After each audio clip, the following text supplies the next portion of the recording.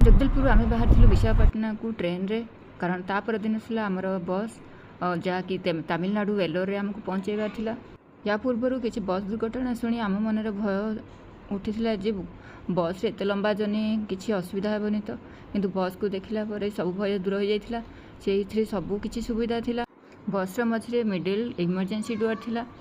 आ प्रत्येक सीट पाखे गोटे गोटे हामार भी देते इमरजेंसी एग्जिट पाखे आमको कर 16 घंटार जर्नी। आटा था गोटे वल्भो बस थिला।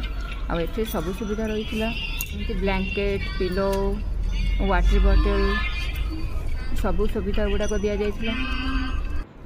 अति आराम से आम पहुँची जाइलु वेलोर को।